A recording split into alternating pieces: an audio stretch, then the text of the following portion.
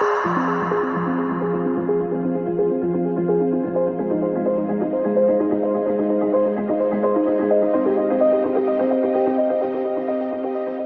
días a todos.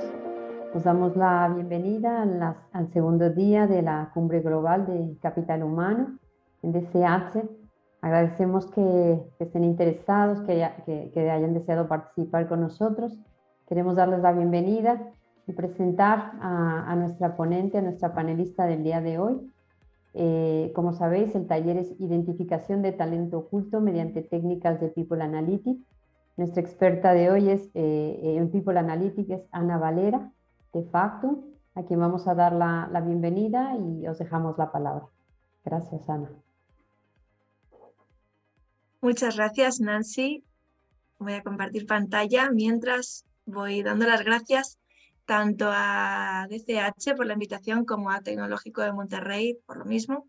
Estoy encantada de estar aquí. Ya he estado en alguna otra ocasión contando otro tipo de proyectos, así que es un placer para mí representar a Factum en este seminario. Así que os indico a todos los que estáis escuchándonos que podéis participar en el chat, hacer todas las preguntas que queráis y al final de la conferencia pues, nos quedaremos el ratito que quede para resolver todas las dudas, ¿vale? Bueno, pues vamos a empezar con esta ponencia en la que vamos a hablar de identificación de talento oculto mediante técnicas de People Analytics. Aquí hay dos interrogantes. Uno, ¿qué es eso del talento oculto? Y otro, ¿qué es eso de People Analytics? Aunque yo creo que cada vez se queda menos alejado de todos nosotros los que nos dedicamos a recursos humanos, ¿no? Ya por un lado o por otro lo hemos escuchado y hemos entendido cómo esta disciplina nos ayuda a tomar mejores decisiones en recursos humanos gracias a precisamente basarnos en los datos, ¿no? Eso es lo que define People Analytics, ¿no? Una disciplina que nos ayuda a analizar los datos de empleados, candidatos, exempleados que tenemos disponibles para tomar mejores decisiones respecto a las personas que componen nuestra organización. Así que aquí lo que venimos a plantear es cómo People Analytics, concretamente una técnica de People Analytics, puede ayudar a este reto tan de recursos humanos, tan nuestro, como es la identificación del talento oculto. Entonces, empezamos con algo que a lo mejor suena novedoso en la introducción, como es People Analytics, para seguir por algo que yo creo que todos conocemos, que es el concepto de guerra por el talento. No es una novedad, no es algo que nos hayamos inventado en el siglo XXI. ¿Sabéis de dónde viene este concepto de guerra del talento? Muchos de vosotros seguro que lo sabéis. Se acuñó en 1997 por McKinsey Company. Y bueno, hablaban ya, ¿no?, de la dificultad para contratar y retener esos perfiles clave en las organizaciones, ¿no? Esos perfiles que ayudan a apalancar el negocio en las organizaciones y a sacar el negocio adelante, ¿no? El reto adelante, el reto de la compañía. Pues sucedía en 1997 y sucede en 2023. Estamos ante una lucha encarnizada entre organizaciones donde los perfiles de mayor demanda, que además suelen ser los más escasos, se encuentran ahora como si fueran casi futbolistas, ¿no? Estamos entre un mercado de fichajes donde fichamos muchas veces a golpe de talonario, ¿no? Ese tipo de perfiles, como si estuviéramos en el sector futbolístico, ¿no? ¿Y por qué ocurre esto? Pues porque en muchas ocasiones en las empresas estamos con una mente en muchos casos cortoplacista, y muchas veces no es porque seamos cortoplacistas, sino porque tenemos una urgencia en la que o nos ponemos en marcha enseguida y contratamos unos determinados perfiles para enseguida ponernos a producir en esa línea de negocio, o la compañía pues se puede caer, ¿no? Con lo cual esa urgencia nos hace muchas veces fichar de esta manera, y esa guerra por el talento deriva en unos, siguiendo un poco con el símil futbolístico, unos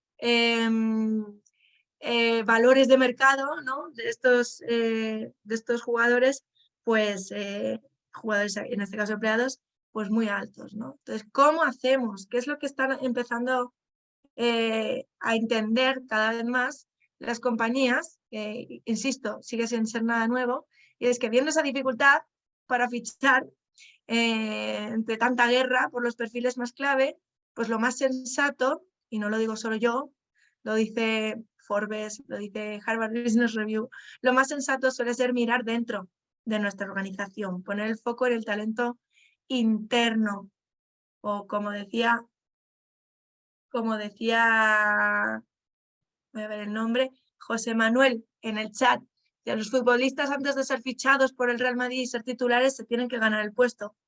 Ahí vamos, al talento interno, exactamente, ¿no?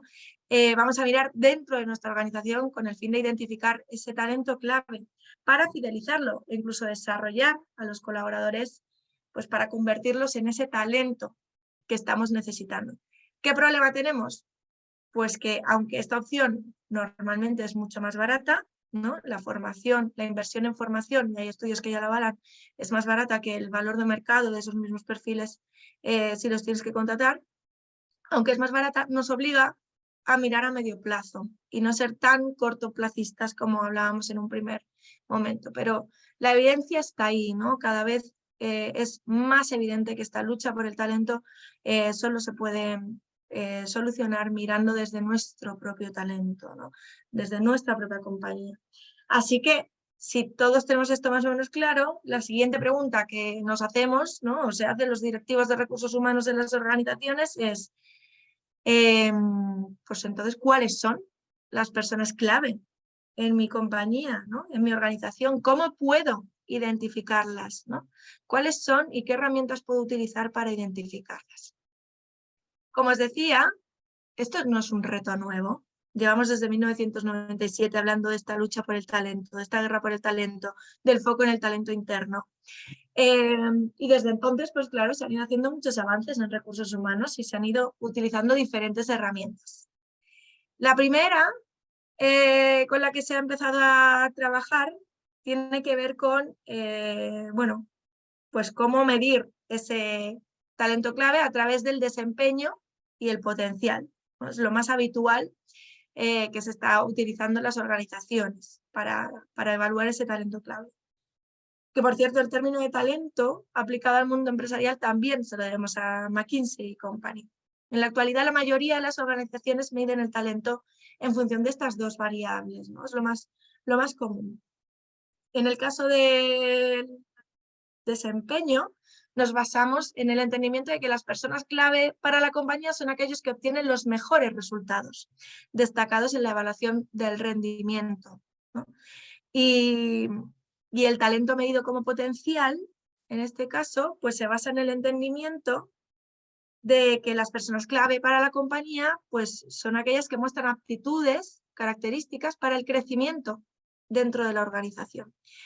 Pero ese crecimiento es muy subjetivo en función de cada organización, y ahí es donde pues se abre el problema, ¿no? O el melón en cuanto al potencial, ¿no? Cómo bajar ese potencial a algo medible o algo que se pueda comparar entre organizaciones o alinear entre organizaciones. Entonces, por un lado tenemos el desempeño y por otro el potencial. ¿Qué hacen las organizaciones habitualmente cuando miden el desempeño? Pues preguntan a los jefes, ¿no? No hacemos eso, preguntamos a los superiores directos una vez al año, normalmente, cómo pueden evaluar cada uno de estos superiores directos el rendimiento de cada una de las personas que tienen a cargo, ¿no? Pero estas evaluaciones del desempeño están siendo cada vez más criticadas, principalmente por tres motivos, ¿no? El primero tiene que ver por el carácter anual del que estábamos hablando, ¿no? Evaluar el rendimiento o el desempeño de manera anual deja muy poco margen a la mejora de los colaboradores, que no reciben, por tanto, un feedback continuo, ¿no? Reciben el feedback cuando ya la evaluación está hecha, ¿no? Pues este año, en 2021, obtuviste, o en 2022, perdonad, obtuviste esta nota de desempeño. Ok, pues ya no puedo mejorarla, ¿no? Me das una nota final. Esto ya se está solucionando en muchas compañías a través de la medición de OKRs cada 3 meses o de herramientas, utilizando herramientas de feedback continuo, ¿no? Por ahí lo estamos tratando de resolver. El segundo de los motivos por los que está siendo criticada esta evaluación del desempeño más tradicional tiene que ver por los sesgos que conlleva esta evaluación. Y es que al final la subjetividad de los responsables directos, que a menudo son los únicos evaluadores, pues pone en peligro la calidad de la información, ¿no? Porque por muy bien que lo intenten hacer, no estamos hablando de que lo hagan a posta, ¿no? Mal la evaluación, por muy bien que lo vayan a hacer, pues al final se les escapan sus subjetividades, sus sesgos a la hora de evaluar, y es más probable que evalúen de una manera más benévola o más elevada a personas con las que tienen un mejor trato que a personas con las que tienen un peor trato, o ya no trato, sino a las que tienen más visibles respecto a las que tienen menos visibles. Y esto es un problema cada vez mayor en organizaciones cada vez más descentralizadas, donde el jefe, el superior directo, a lo mejor tiene al lado alguna persona, pero el resto de su equipo está en diferentes localizaciones. Y aquí tenemos un sesgo que antes se daba menos, donde todas las personas del equipo estaban en la misma sede, en la misma empresa, ¿no? Y estaban presencialmente todo el día juntos. Ahora el sesgo pues se magnifica, ¿no? Por el hecho de poder estar incluso en localizaciones diferentes. Ese es el segundo motivo por el que se les critica estas evaluaciones. Y el tercer motivo tiene que ver con que los evaluados no sienten esa evaluación como una ayuda para su crecimiento, ya que no tienen margen de mejora, como decíamos, ¿no? Se evalúa a final de año, bueno, ¿y esto para qué me sirve a mí? Es más una medida de evaluación para tener en cuenta luego de cara a bandas salariales, etcétera, pero no lo ven ellos como un proceso de mejora y por tanto es un proceso que les pone nerviosos, no lo viven como algo positivo, ¿no? Cada vez hay más organizaciones haciendo esfuerzos, pues metiendo conversaciones de desarrollo en mitad del proceso anual, haciendo entender, incluso desvinculando esta evaluación del desempeño a bandas salariales para tratar de volver a retomar el objetivo por el que evaluábamos el desempeño, ¿no? Que si bien es cierto que por un lado tiene que ver con entender cuánto impactan cada uno de nuestros colaboradores y poder tomar decisiones ahí en torno a los retos del negocio, por otro lado también tiene un objetivo claro de mejora, ¿no? Y no podemos pretender que mejoren cuando les damos la información al final del periodo en el que tendrían que haberse desempeñado, ¿no? Bueno, entendiendo estos sesgos o estos motivos por los que se critica la evaluación del desempeño, sumamos una solución normalmente en las organizaciones. Y es, para aquellos que no conocen, he puesto ahí un gráfico para que os venga a la cabeza, la famosa curva normal, ¿no? O la campana de Gauss, ¿no? Esta solución es muy habitual en las organizaciones y la usamos para calibrar las evaluaciones mediante un ranking forzado. ¿Por qué? Porque en muchas ocasiones nos encontramos que esos sesgos de los supervisores directos pues les hacen evaluar a todos sus colaboradores como maravillosos, ¿no?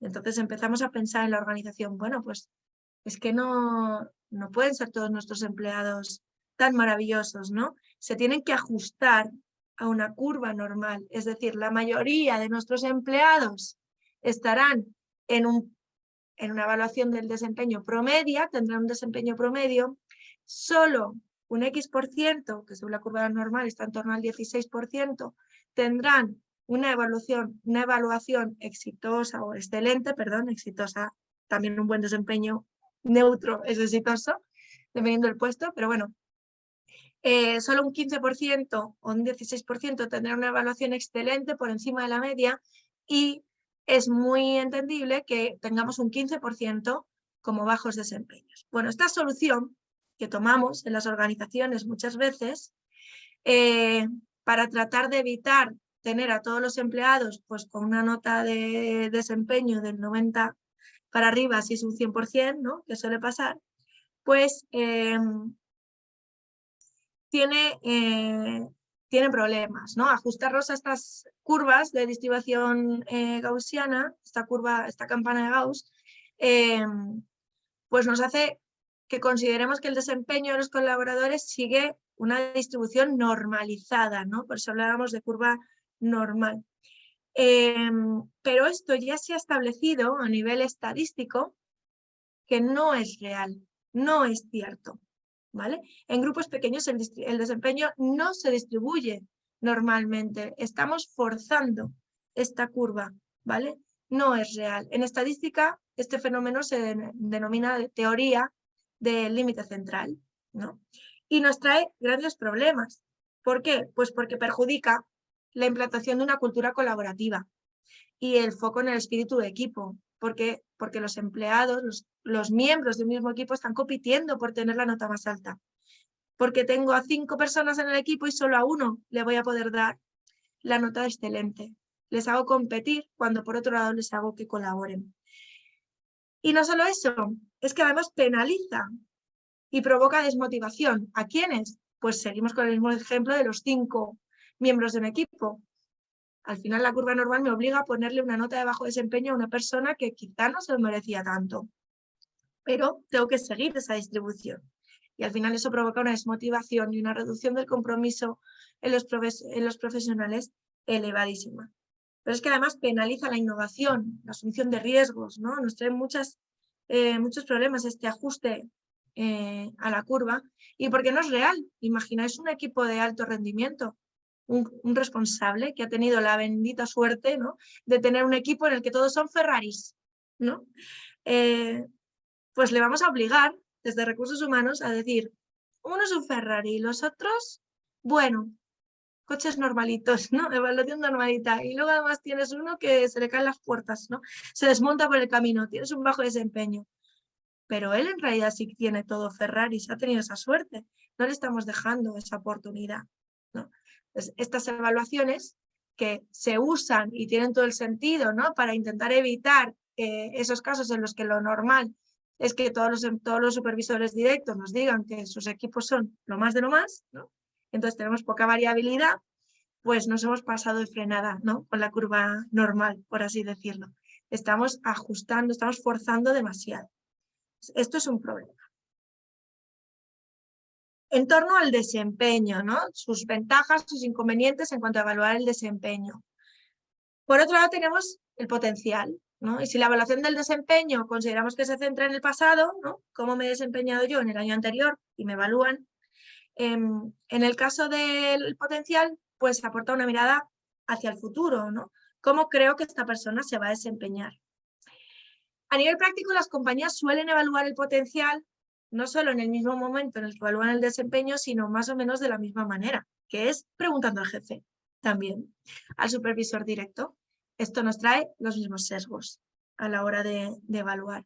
Y aquí ya se abre un montón, una variedad de maneras de evaluar el potencial, pues van desde compañías que preguntan directamente a cada superior, a cada responsable, dime quiénes son las personas que crees que pueden crecer dentro de la organización, que tienen mayor potencial entendido como capacidad de crecimiento dentro de la organización, eso es lo más habitual, que hay otras compañías que empiezan a bajar al potencial para, ¿no?, y empiezan a hacer diferenciaciones. Pues dime si las personas que tienes en tu equipo tienen potencial para coordinar equipos, ¿no?, están orientados hacia personas, de cara a que ahí podríamos construir su plan de carrera, o son personas más orientadas hacia lo técnico. Y podríamos construir otro tipo de plan de carrera igualmente valioso para la organización en función de ese potencial. Pero yo os digo que la mayoría de las personas, de las organizaciones, entienden el potencial como esa capacidad de crecimiento. Incluso en algunos casos se está evaluando bajo un modelo de competencias concreto basado en Learning Agility, ¿no?, esa capacidad para aprender como principal medida del potencial, ¿no? Quiero saber en mi compañía quiénes son mis personas que tienen potencial para crecer, para aprender cosas nuevas, para moverlas de área, ¿no? Y eso lo vamos bajando a conductas concretas, cada organización las suyas, en torno a lo que consideramos potencial. Entonces tenemos desempeño, tenemos potencial, ¿y qué hacemos en las organizaciones? Pues cruzarlo. Y tradicionalmente lo que estamos usando en las organizaciones son las famosas 9box o mapas de talento, donde cruzamos en el eje horizontal el desempeño, y en el eje vertical el potencial. Esta forma de evaluar, ¿qué es lo que nos provoca? Pues que puedan existir profesionales con talento oculto en las puntuaciones intermedias, tanto de talento como de desempeño. ¿Por qué? Pues por la famosa curva normal de la que hablamos, ¿no? Yo tengo cuatro personas en mi equipo que son fuera de serie, pero solo le he podido dar la puntuación excelente a uno de ellos, con lo cual en esta matriz solo me va a aparecer con alto desempeño una de las personas. Las otras me van a aparecer difuminadas en la matriz en otros cuadrantes, no en el superior derecho. Y lo mismo me va a pasar con el potencial. Si también obligamos a forzar ese ranking en potencial, y no puedo decir que todos tienen potencial, pues voy a tener algunas personas aquí identificadas y otras se me van a quedar difuminadas en el resto de cuadrantes, ¿no? Solo por esa manía que tenemos, que a la vez fue una solución a otro problema, de forzar esas evaluaciones. Entonces, bueno, tenemos estas matrices, hasta aquí hemos llegado a muchas compañías y ya con esto estamos haciendo un buen trabajo de usar datos, ¿no? Los datos de desempeño, los datos de potencial para tomar mejores decisiones. Esto ya lo estamos llevando a cuadros de mando interactivos, ¿no? Estamos utilizando diferentes técnicas de visualización de datos que también forman parte de People Analytics para empezar a hacer este tipo de proyectos. Pero nos estamos dando cuenta de que aún así tenemos talento oculto, ¿no? Fuera de ese 3-3, ese empleado superestrella de alto desempeño y alto potencial, estamos seguros de que seguimos teniendo talento oculto, talento clave en la compañía en otro tipo de cuadrantes, ¿no? De la matriz. Entonces ahí se nos plantea la siguiente pregunta, ¿no? ¿Cómo descubrir ese talento oculto? ¿Qué otras fuentes de información podemos incorporar para poder rescatar de la puntuación promedio de desempeño y de potencial a los profesionales que se han visto penalizados quizá por esta manera de calibrar tanto desempeño como potencial? Y es aquí cuando en el mundo en el que nos movemos de recursos humanos, donde hablamos todo el rato de experiencia de empleado, del empleado en el centro, ¿no? Incluso nos hemos cambiado el nombre de área de HR a People and Culture, ¿no? Poniéndole súper foco ahí a la palabra people, a personas. Es ahí donde yo os pregunto, ¿puede ser la voz de los empleados esa nueva fuente de información? Esto es lo que yo me pregunté en mi tesis de máster, ¿no? Y os vengo a traer algunos de los resultados. ¿Podrían los empleados indicarnos mediante sus interacciones, ¿no? ¿Quiénes son las personas clave para la organización? ¿Puede ser esta una fuente de información que cruzar junto a potencial y a desempeño para poder rescatar de ese mundo intermedio a otra parte de nuestro talento clave? Y aquí es donde entra en juego esta otra metodología que os quería traer hoy. Una técnica de People Analytics, concretamente el análisis de redes organizacionales, en inglés bajo las siglas de ONA, Organizational Network Analysis, y es aquí donde puede ser de mucha ayuda esta metodología. ¿Por qué? Pues porque esta metodología lo que nos ayuda es precisamente a levantar la red. Uy, hola Patricio Svensson, ¿cuánto tiempo? Encantada de saludarte de nuevo.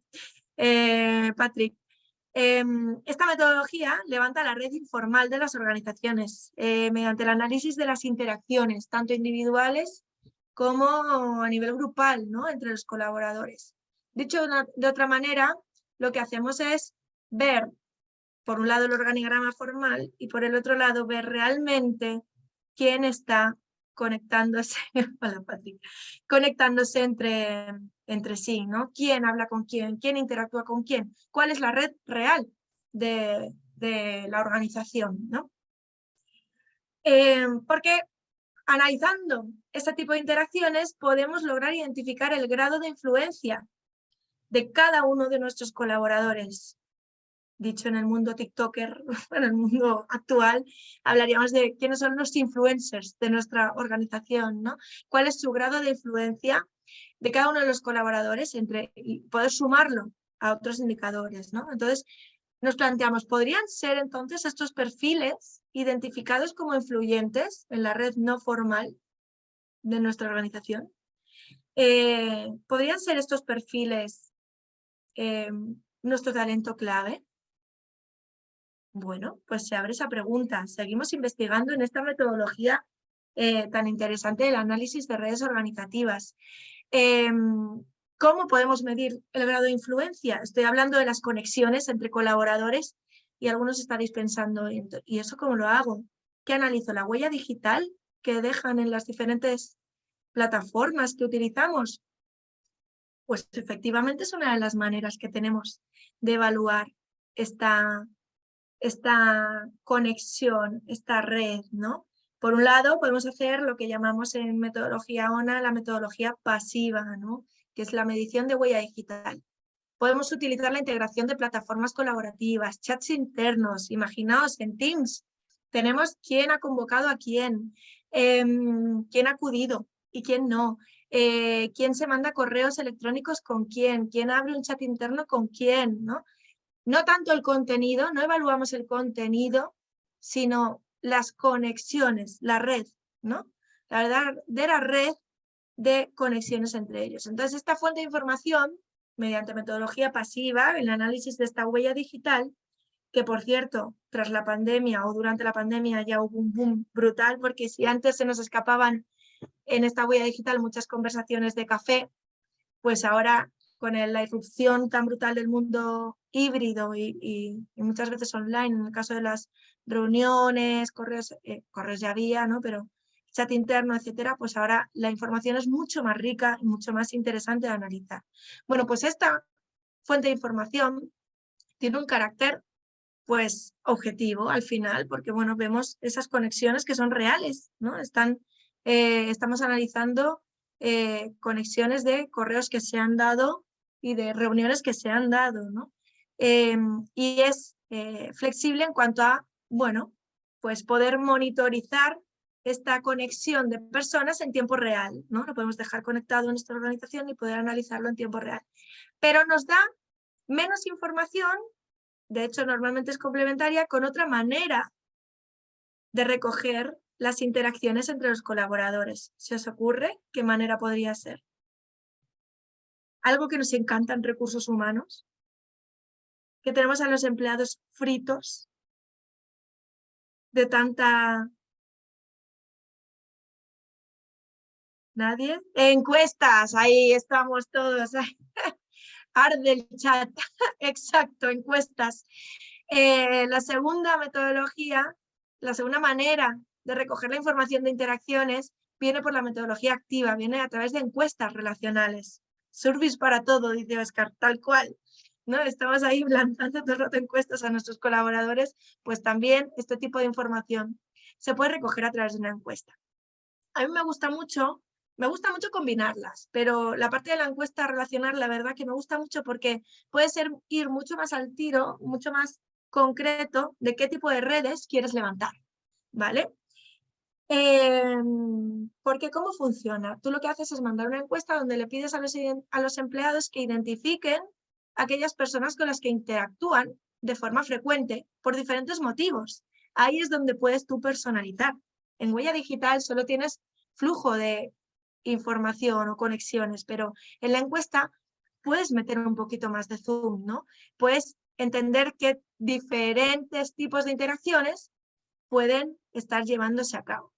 Entonces, por este lado, pues bueno, es verdad que la parte de la encuesta pues tiene también un cierto carácter subjetivo, como cualquier encuesta, y eso pues penaliza respecto a una toma de datos mediante huella digital, por eso me gusta mucho complementarlas, pero nos permite levantar la información que de otro modo pues quizá no sería posible, ¿no? Y acomodar las preguntas a nuestro objetivo de identificación, ¿no? Que puede ser, me adelanto, os hago spoiler, que ya hablaremos un poquito más adelante, que puede ser identificar líderes para promover a puestos de gestión de personas, puede ser detectar expertos técnicos, embajadores, bueno, diferentes tipos de necesidades. Bueno, entonces hablábamos de que podíamos, en la metodología mediante encuesta, podíamos ver diferentes redes, diferentes tipos de apoyos que están pidiendo las personas, ¿no?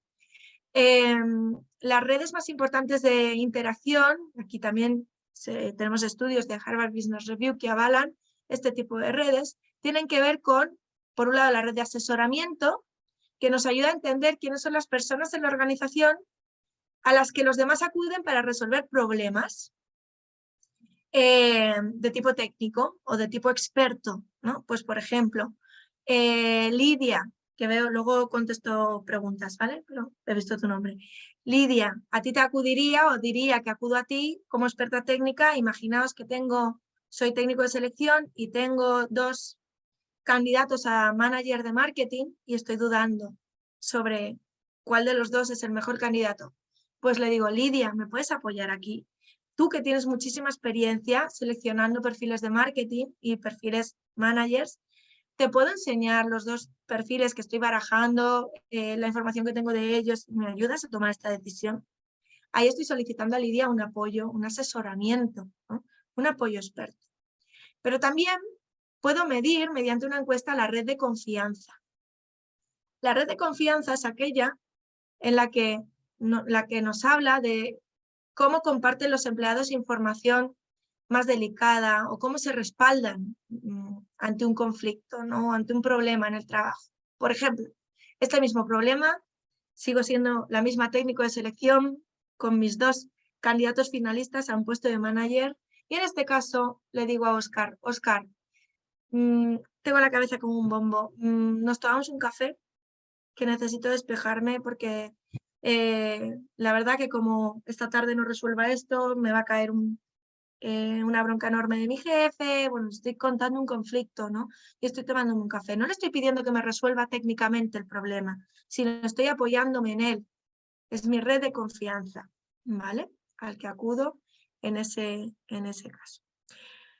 Tenemos también la red de comunicación, que es un poco la que podemos obtener con huella digital también, ¿no? Que es entender, bueno, cuál es la red que se crea cuando preguntamos a los empleados, oye, dime quiénes son las personas con las que te intercambias información por temas laborales para poder llevar a cabo tu trabajo de una manera habitual, ¿vale? ¿Quién es esa red de comunicación para ti? La última red, a mí me parece súper interesante evaluar en las organizaciones, que tiene que ver con la inspiración. ¿Quiénes son esos empleados que son una fuente de motivación o dan ejemplo, ¿no? Son un ejemplo para los demás? Esto es vital tenerlo mapeado en las organizaciones, ¿no? ¿Quiénes son estas personas que inspiran, que motivan a los demás? Entonces, mediante la encuesta podemos evaluar, podemos pedir a los empleados que nos identifiquen quiénes son sus personas a las que acuden pues cuando necesitan un asesoramiento más experto, cuáles son las personas de su red de confianza, a las que acuden cuando tienen un tema más personal. No queremos que nos cuenten sus problemas personales, sino a quienes acuden, ¿no? Cuando tienen ese tipo de necesidad, ¿no? Su red de confianza. ¿Quiénes son a los que acuden habitualmente? Porque son con los que necesitan intercambiar información para su día a día. ¿Y quiénes son las personas que los inspiran, les motivan? Son un role model, ¿no? Un ejemplo a seguir en su organización. Una vez hemos preguntado todo esto, este era el spoiler que os hacía, podemos identificar un montón de tipos de talento, ¿no? Oculto en la organización. Podemos identificar embajadores, esas personas que inspiran, que motivan, ¿no? Son claramente embajadores. Los podemos usar también como agentes de cambio en un proceso, por ejemplo, de transformación cultural, ¿no? Porque sabemos que van a tirar del resto de la red. Los podemos usar también como mentores. Incluso si lo cruzamos con que sean redes de confianza, ahí podemos tener a nuestros buddies en los procesos de onboarding, ¿no? Personas que inspiran, motivan y además son red de confianza, pues qué mejor que ellos para ponerles al lado de los nuevos empleados, para ayudarles en esos primeros momentos en la organización, en esos primeros meses, como personal de apoyo, ¿no? Para para conseguir que la incorporación de los nuevos empleados sea lo mejor posible, ¿no? También mentores internos, ¿no? Cuando queremos hacer procesos de coaching interno, poder identificar a estas personas que inspiran, que motivan, que son red, ¿no? Para los demás, usarlos como mentores de los perfiles más junior para conseguir hacer crecer nuestro talento en ese sentido. Si estamos identificando esa red de asesoramiento, vamos a poder tener mapeados quiénes son nuestros referentes técnicos. Y esto es importante por dos motivos. Primero, para formación interna en la compañía. Y segundo, para procesos de gestión del conocimiento, ¿vale? Para evitar la fuga de conocimiento cuando hay, pues, salidas de la compañía, ¿no? Imaginaos que tenemos una persona que es el referente técnico de un tema concreto y esa persona se va. Tenemos un problema muy serio, ¿no? Y muchas veces ese talento no lo tenemos mapeado, no lo tenemos identificado. Con lo cual, ese talento está oculto, ¿no? Porque no sabemos que es el único o de los únicos referentes técnicos en esta compañía, ¿no? Podemos identificar personas puente, personas que están tejiendo lazos entre diferentes áreas, ¿no? Y están haciendo que esas áreas confluyan, que esas áreas encuentren sinergias, que esas áreas interactúen. Esto es especialmente relevante, por ejemplo, en casos de fusiones o adquisiciones, ¿no? Donde tenemos dos compañías con departamentos que, claro, de repente se fusionan y tenemos departamentos duplicados, dos departamentos de finanzas, dos departamentos de marketing, dos departamentos, ¿no? Que tienen que empezar a confluir y a trabajar como uno solo. Aquí podemos identificar quiénes son esas personas que están tendiendo puentes, están tejiendo esa nueva red que une a ambas compañías en una sola. Y podemos identificar también, ahora veremos, esas personas que están, sí, en el caso de fusiones, ¿no? No se han enterado de la fusión y siguen dando servicios, siguen trabajando con la gente, con los empleados que formaban parte de la antigua compañía y no están trabajando con los de la nueva. Entonces, ahí podemos trabajar. Si sabemos, si explicitamos, si levantamos esta información, es cuando vamos a poder ponerle remedio. Antes no podemos ponerle remedio. Si no conocemos la información, no podemos ponerle remedio. Y por último, este tipo de encuesta, este tipo de levantamiento de información nos ayuda, sobre todo cuando cruzamos esas 4 redes, nos ayuda a entender quiénes son nuestros futuros líderes, nuestros futuros responsables, gestores de equipos, coordinadores de personas, ¿no? ¿Por qué?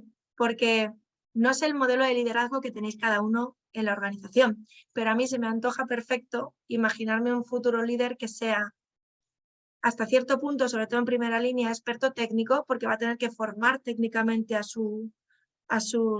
las personas a cargo, no en puestos más de dirección, más estratégicas, donde ahí el expertise técnico ya se sobreentiende, pero en primeras líneas seguramente sí se necesite, donde sean responsables de personas que sean cercanos, que sean red de confianza para su gente. No queremos líderes en la compañía fríos, ¿no? Líderes totalmente alejados de la parte emocional, no en 2023, ya no queremos ese tipo de liderazgo. Queremos líderes que sean inspiradores, motivadores, y queremos líderes que estén dentro de la operativa, ¿no?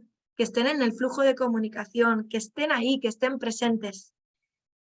Con lo cual, esas 4 redes, a mí se me antoja la mejor manera, la conexión, la interconexión entre las 4 redes, la mejor manera de detectar ese talento oculto, ese talento clave, ese potencial en las organizaciones. Hablábamos antes de, bueno, este tipo de redes también nos sirve para detectar esos perfiles que no se han enterado de la fusión, ¿no? O que están totalmente desconectados de la organización, ¿no? Ese talento que estamos desperdiciando probablemente, ¿no? En proyectos en los que he llevado a cabo este tipo de análisis he podido ver cómo los perfiles aislados era una manera de predecir muy bien las bajas voluntarias. ¿Qué fue antes, el huevo o la gallina? No lo sé. O sea, estos perfiles ya estaban aislados, esto habría que analizarlo, estaban aislados y por tanto estaban aislados porque no encontraban su lugar en la organización, no estaban tejiendo redes, no estaban siendo tenidos en cuenta porque no estaban enganchando, porque a lo mejor no tenían el talento que estábamos buscando para ese puesto, no lo sé, o no tienen la cultura, las competencias, o no se ajustan a la cultura de la compañía, y por eso al final se van de la compañía, o están ya pensando en irse y han dejado de tejer redes, se han ido desconectando y al final se van, pero porque ya era su idea, ¿no? Esa puede ser una de las dos opciones, pero el caso es que es un predictivo bastante potente, ¿no? Esos perfiles aislados. Lo mismo, si no lo sabemos, no podemos atacarlo. Con este tipo de información, con este tipo de gráficos que nos trae la metodología de análisis de redes organizativas, podemos buscar quiénes son esas personas que están quedándose aisladas, o incluso a nivel departamental. ¿Qué departamentos se están aislando, ¿no? Y están teniendo más conversaciones entre ellos y menos con los demás? Y podemos ponerle remedio.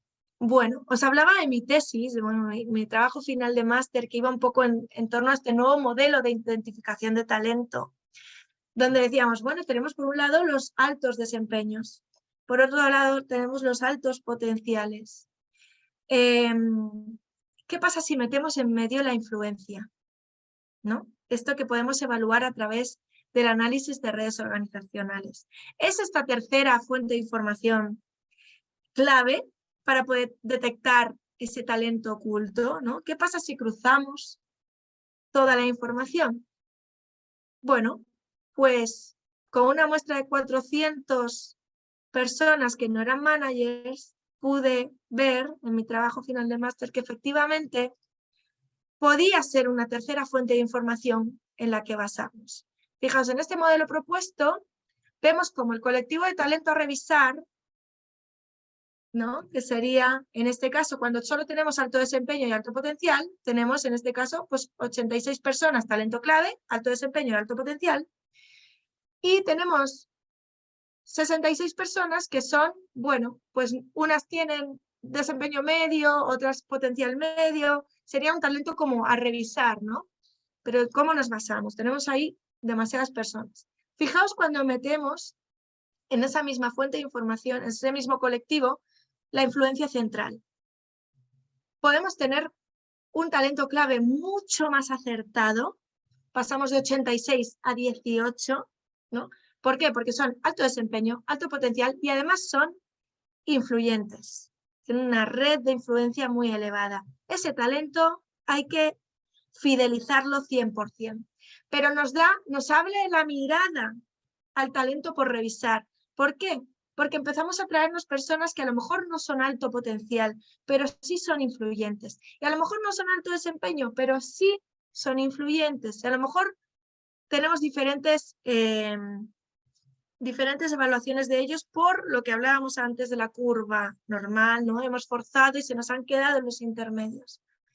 Con lo cual, la red de influencia nos ayuda, por un lado, a destacar a aquellos que cumplen las tres fuentes de información y ampliar la mirada del talento a aquellos que se nos han podido quedar fuera en nuestras habituales matrices. Así que si me preguntáis si la voz del empleado es clave para la identificación del talento oculto, mi respuesta es sí. Y People Analytics, concretamente el análisis de redes organizativas, es una herramienta clave e idónea para identificarlo. Muchísimas gracias.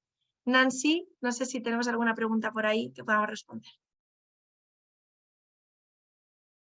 Gracias, Tana. Vamos a preguntar ahora aquí, a ver si tenemos alguna pregunta que nos haga falta. Voy a revisar el chat porque sí que veo por aquí alguna pregunta. Nos preguntan aquí, ¿cómo medir la influencia? La influencia la podemos medir de esas dos maneras que os comentaba, o a través de la huella digital o a través de una encuesta. Había otra pregunta por ahí que decía, bueno, ¿cuáles serían las preguntas concretas en la encuesta? Pues las preguntas que nos hablen de esas 4 redes de apoyo. Pues, por ejemplo, nomíname, ¿no? Identifícame a las personas con las que compartes información de manera habitual, red de comunicación.